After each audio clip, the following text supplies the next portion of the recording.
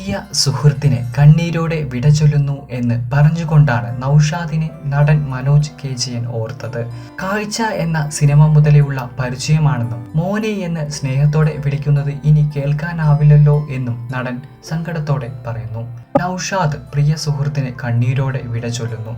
കാഴ്ച എന്ന സിനിമ മുതലെയുള്ള ഞങ്ങളുടെ സൗഹൃദം, തൻ്റെ ശരീരം പോലെ തന്നെ മനസ്സിനും വലിപ്പമുള്ള വ്യക്തി, മോനെ എന്ന് സ്നേഹത്തോടെ വിളിക്കുന്നത് ഇനി കേൾക്കാനാവില്ലല്ലോ. ആദരാഞ്ജലികൾ പ്രിയ കൂട്ടുകാരാ, മനോജ് KJN കുറിച്ചു.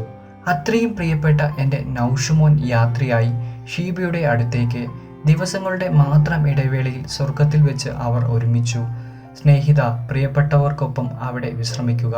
പരമകാരുണികനായ അള്ളാഹു ഭൂമിയിൽ നശ്യമോളെ ചേർത്ത് പിടിച്ചുകൊള്ളും. ആൻഡോ ജോസഫ് കുറിച്ചു. ഉദര നട്ടല് സംബന്ധ രോഗങ്ങൾക്ക് 1 വർഷത്തിലേറെയായി അദ്ദേഹം ചികിത്സയിലായിരുന്നു. 55 വയസ്സായിരുന്നു നൗഷാദിന്. തിരുവല്ല ബിലീവേഴ്സ് മെഡിക്കൽ കോളേജിൽ വെള്ളിയാഴ്ച രാവിലെ 8:30 അന്ത്യം. നൗഷാദിന്റെ ഭാര്യ ഷീബ 2 ആഴ്ച മുമ്പ് ഹൃദയാഘാതത്തെ തുടർന്ന് മരിച്ചിരുന്നു.